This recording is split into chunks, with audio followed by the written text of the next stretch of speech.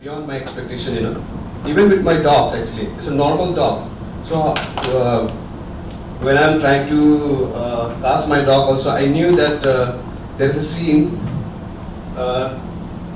where it's not only the trained dog, but all the known actors, the known trained dogs, I casted,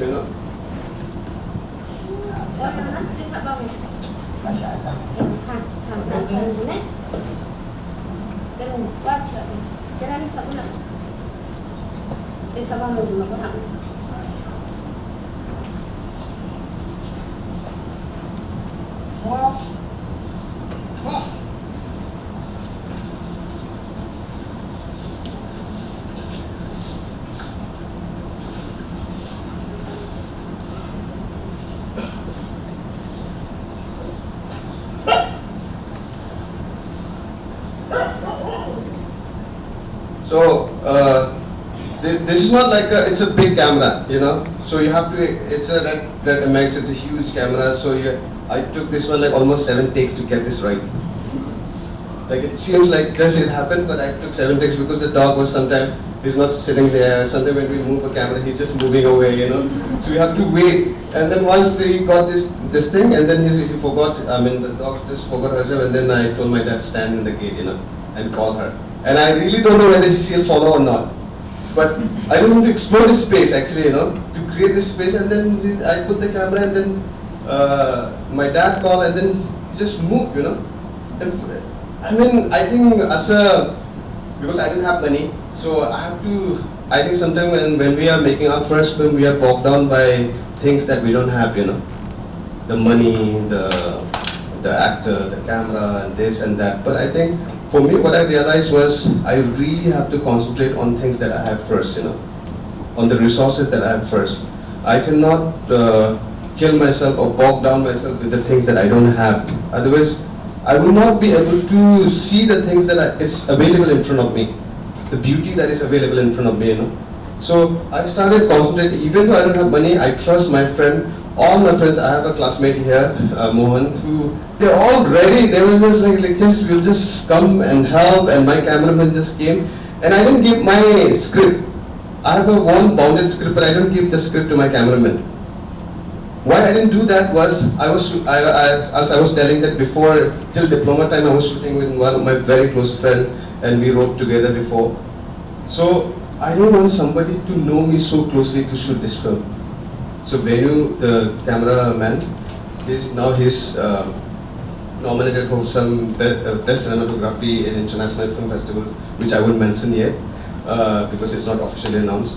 But I didn't give him the script.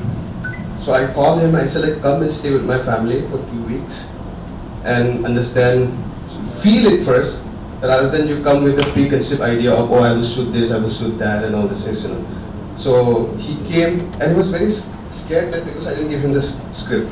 But then he started living with my family, he started understanding it. And then every time I said that, okay, we will put a track here, and then the cameraman will, my dad will sit here, my stepmom will sit here. He don't have any clue what's going to happen.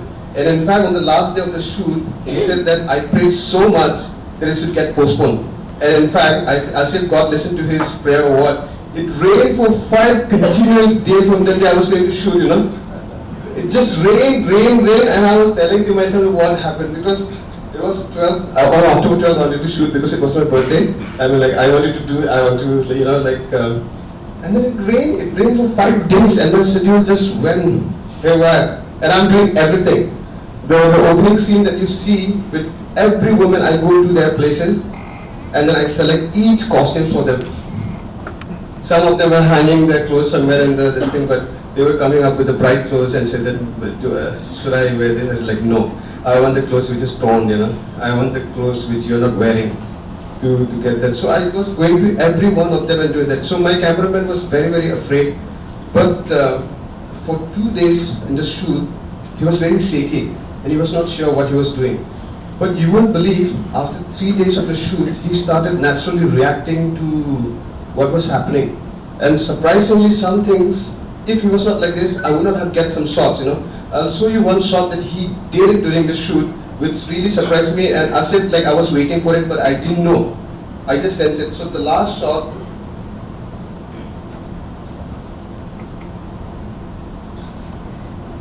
So you have seen this shot? Yes. Okay. All of you have seen this shot. It's a long shot, so it might be this thing. So basically, it's a.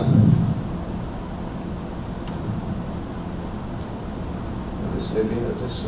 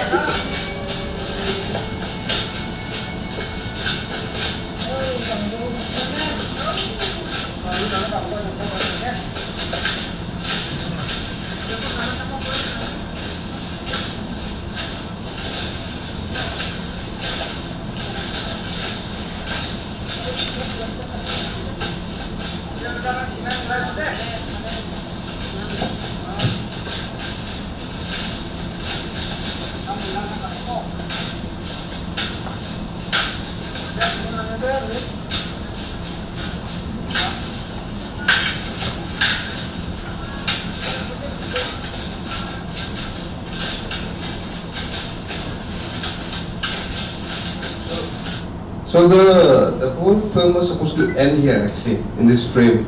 That my dad sleeps there, and then camera goes back, and then it again comes back, and the people cleaning, you know. So the script was supposed to end here. And then while we were shooting, I was just seeing as if something is going to happen, you know. And then as soon as even my camera felt something, it was not discussed in the script. And then he shouted at me, looking at the camera, he said like, Dominic, I want you going to move into the cross. And I said like, yes, this is what I was waiting for. You know, it was not decided. And then he slowly moves into the camera.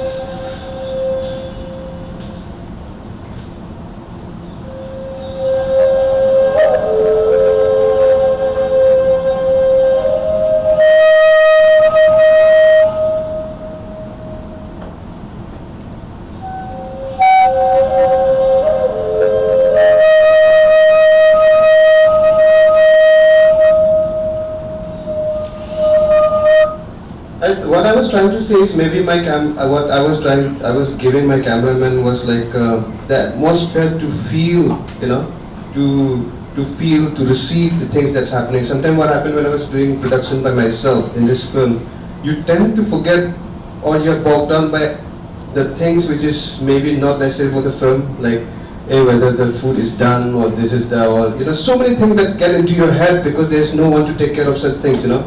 But then I was also allowing my DP to just be receptive to things. I myself, I was trying as much as possible to be receptive to things.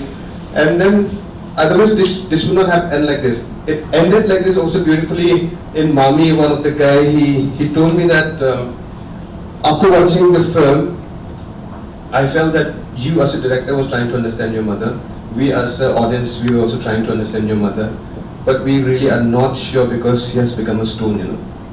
I never intend to interpret the film like that, but because I created this space like this, maybe it came back from the audience that enhanced my understanding of my own film, you know.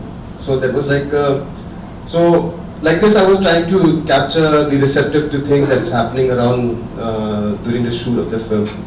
So if you like to have any questions or anything that you want to ask, I can, yeah.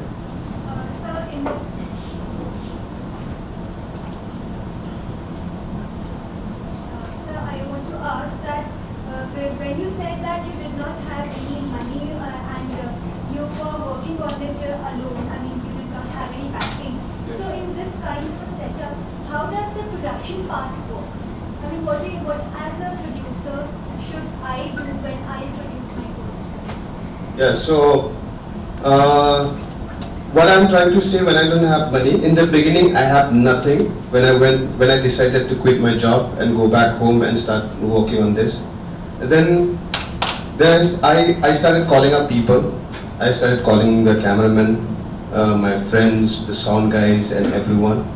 And because you also have to, as a filmmaker, you also have to believe and trust in the friends that you want to work with also, you know. I'm talking from the term of director now. So I started, before even getting money from my friend from China, I started shooting out to people that I have with, you know. That I want to concentrate on things that I have first, and then I will see what to do next. So I call up my cameraman, he's like, yes, of course, and then they're ready to come by themselves, they're not charging anything. And my sound guys, I told my sister that I'm going to shoot my film, will you help me at least to cook, you know, cook and provide food. And she provided the best food, and everybody's talking about the food during the shoot. So then, once these things are done, once that I have all the things from my part, I call my producer. I got a Chinese producer on board. So she saw my film, my diploma film in Beijing Film Academy in one of the competition there. and then she really liked the film. And then we had a long discussion on the film, and then we had an informal agreement that one day if you work on a film, I want to be part of it, So I call her up, and she said yeah. Then she sent me only some money, not even enough money to do the production. And then with that money and with the money of my sister, I just shot the 6-day schedule. I sent back the footage. They were taken aback, but what we could achieve with that amount of money, And then for second schedule, this thing. And the cameraman that I was working with, the first cameraman for my diploma film, my close friend, I told him that I need some money. So they kind of, they contribute. So production part, I handle everything, from costume to design to everything that I was handling myself. From it took me lots of time actually. If you see that even in my dad's room, very weirdly, even to my father's friend, my stepmom, for so long, you don't see a single photograph of my stepmother in the room. So I have to be very, very careful about bringing these kind of elements, not to put extra. So I was doing a production myself. So I think tomorrow if you're going to produce or going to support yourself, maybe one thing is that you really need to trust in the person that you're going to do. You have to believe in the story or the script that she wrote, or maybe you realize that she or he got some cinematic language that you wanted to support, or some personality as a director that you wanted to do. So these are also important more than the money itself, because you need to sustain working for almost 2 years on it. If you don't have the thing first, I don't think you'll be able to sustain only with money, So I feel like that for me. Yeah. Is it okay? Yeah. Yeah. I want to understand how is it handling the toddlers? Toddlers, the children. My niece, yeah. Yeah. I can raise my voice also. No, that's okay. I understand. Yeah, particularly there was a scene where Mr. Sangma is, gets sleep on the rock, and then those toddlers, they react in their own way, and that was very, very natural. Yeah. I do not think that was recorded afterwards. So the voice was recorded afterwards. That was at the moment, I think, right? yeah. So I'll show you how it happened. I think this portion you're talking, right? Yes. So I give them dialogues actually. See, even the dog here, I give them the dialogue, what to talk, and I instruct them to say this kind of things. But they're children, they might say things beyond what you explain also. And then certain portions are from real, which is recorded, and certain portion, 2-3 lines are dubbed. And it's very, I think, I feel that working with children is really, really beautiful. You don't have to, when you tell them also, you don't have to intellectualize anything, you don't have to tell them do that, this, do that. Just tell them exactly what you want, and then they will do it. And I say okay, now get up and move, they will do it. So I was telling yesterday in Q&A that here, I said that don't look at the camera, don't look at the camera. You know what they did? They closed their eyes and tried to they did that, so I realized that you have to be very careful about how you instruct children actually, So that portion, some portions are recorded and dubbed. And even in the dub, they just, in one go, they just give it. My sound guy and me are saying that, okay, say this word. They say it. It's easy, simple for them. So don't create that kind of atmosphere of fear or, we tend to, as a director, we tend to express so much to them. So don't do that. For me, because they also need my niece, and then they know that I'm roaming around with camera all the time, so they have no qualms about being in front of the camera. Familiarity with camera. Yeah, the whole village actually. So everybody call me uncle, cameraman uncle. So even in the village, kids will do that. Yeah. I have a question. I saw that from the beginning shot and till the end, your camera movements are very sweeping and long, without much editing, and it gives a very meditative quality along with the music. So was that a creative decision or what a budget constraint and didn't want to?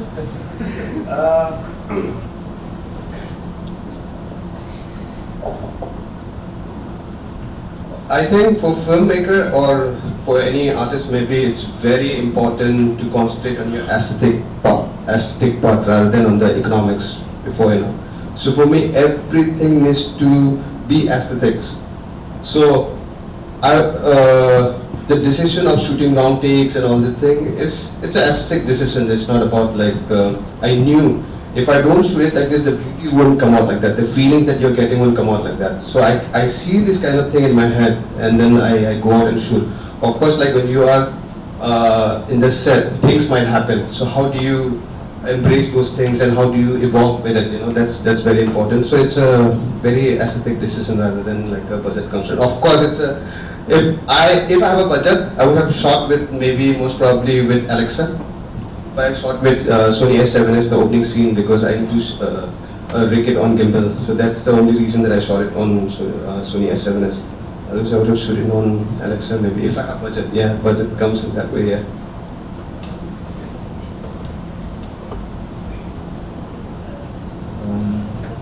I have a couple of technical questions in my mind, but I don't think a lot of people would benefit from that. So I want to ask something about the catharsis you were talking about when you're making this film. And quite frankly, when I try to make my own films, often I find, okay, so for me, quite often the catharsis moment comes, it's very short, quick, and ephemeral. Like, it's a moment of catharsis rather than a process of catharsis itself. But when it comes to making films, in the planning and understanding technicality in the whole process, it's a long process, and often the catharsis one seeks gets lost in making that process. So for you, the moment of catharsis, was it in making the film, or was it looking at the film after it, or was it in the writing of it?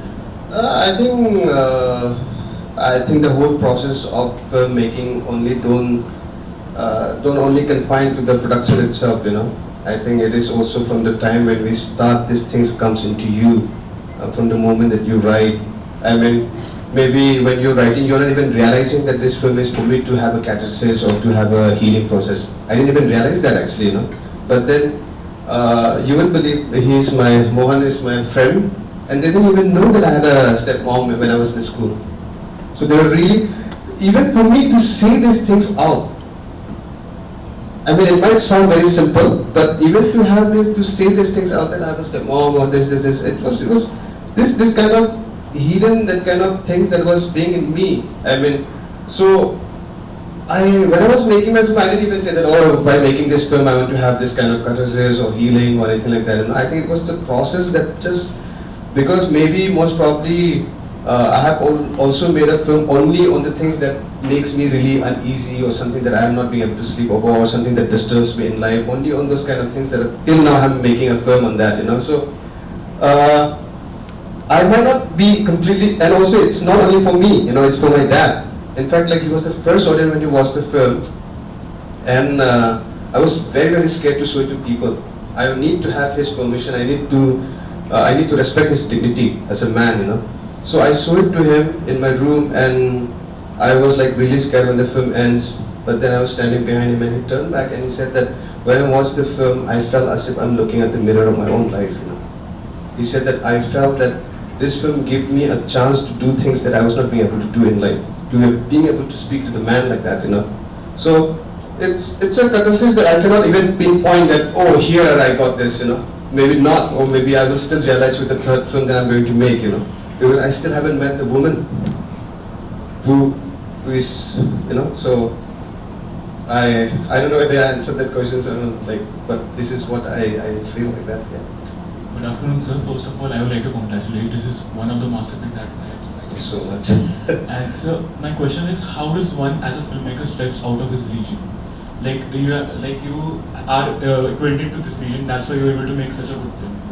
But like, how do you see yourself getting acquainted to some other region? Like, is it possible that you're making some Rajasthani film or some from other? Yeah. For time being, right now as a filmmaker and as a human being, I wanted to work on something that I'm very close with, and obviously like I want to go beyond it also, you know. But then I also feel one thing is that we cannot just say that because I come from a space like this, so I understand these things better and then I do it better. But there can be any other Meghalaya guys who from my own village who go through this kind of thing, but will they be able to do that same thing? There is also a question, you know. And it should not be my intentional decision that, oh, now I want to try and make a different kind of film, you know. As I said, that the need to make film is to come in me first. Like, I have a one script that I'm writing in Arunachal Pradesh, which is like completely different from my place. But when I was in Arunachal Pradesh, when shooting something, it moved me actually. It moved me something that I want to write about it, you know. One of the inspiration that I got was when I was traveling in Arunachal Pradesh with one of the students. I'll just show you.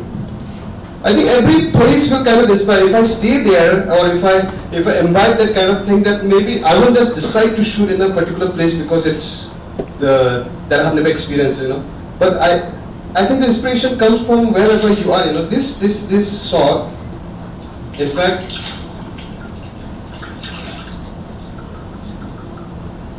this shot came from my traveling to Arunachal Pradesh, which is like completely, Utpada can here, I think, say that, you know, it's very completely different space. And we went for a shoot early morning for some corporate film, and we were traveling around at 4 o'clock, and it's freezing. And I saw a man washing his face. And it makes me ask, what makes us to wash our face every day and go on with life, you know? I mean, it's like it's freezing. I mean, we don't even want to get out of the car because it's so cold. But then I suddenly, from the window of my car, I see this man, old man, washing his face in that freezing water. Then it suddenly hits me that what makes us to go on with life with this kind of things, you know, that wash our face, or do we hope that we're going to see a better day today, or it's going to be better than this, or why do we save ourselves, you know? So this kind of things that come back. So I feel if tomorrow, if I'm going to Rajasthan, if something hits me, you know, most probably, you know, it does not mean that I'm shooting in my hometown, that it hits you, right? So maybe, yeah. The reason is because you're familiar with that place and you're able to portray that in your film. Yeah. That's why the audience is able to perceive it. Yeah. I can still be so truthful and honest and sincere to the space that I am, you know. I won't go to Rajasthan just for the sake of shooting it. I want to be sincere and honest to the place that I'm exploring that space. So otherwise, you won't connect to that film. Okay. So, hey Dom. Yeah. So, the need for structure kind of also comes from the fact that you only have limited days to shoot things, right? Yeah. And it becomes very tough to then kind of balance it Yeah. with what you want to show and still leave space enough for things to happen on their own. Can you speak on that? Like, how are you able to manage that balance? That's a challenge that I face.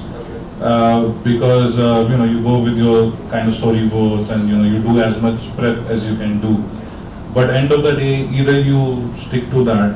It is basically because you don't have enough amount of budget, or there are constraints in that sense, in production sense. How do you manage that balance between? So like for the first schedule, I have a 6 days, which is like properly counted 6 days. I'm not going to shoot beyond that. I knew about it, so. And I also written a date that from this time to time I'll shoot here, because I also need a particular light at that time. And as soon as I reach my village, you cannot go in by the car anymore, because you carry the big camera by yourself and all this thing. So some things I will arrange in such a way that the easiest thing which is surrounding me I'll shoot in certain locations. And then sometime what happened, the most easiest thing that I felt that I'll be able to shoot it in like this became most difficult for me, Like I'm not being able to capture it, on the one hand. I knew that on the back of my head that I'm going to go and shoot in that location also. So sometimes what I do is, I will take as much as take for that shot, and then I will just, because I need to get that light, so I will go there, and then I will make a schedule again on the next day that if in case I will be able to make a time, then I'll go back and shoot that thing, But then I need to be able to finish in that 6 days. And so also because my pre-production was very, very strong actually. And then as I told that my cameraman don't have the script, he just had to follow me for instant. Okay, put the camera here, do this, because I've already done a test shoot with my camera 550D. So I will tell him that I put the camera here and this, shoot it like this, So I think once you just prepare yourself so much, maybe even this run, sometime when you have to run also, you capture something. I think I mean, it's okay for you. Yeah, That's what I did actually. I'm sure there are more questions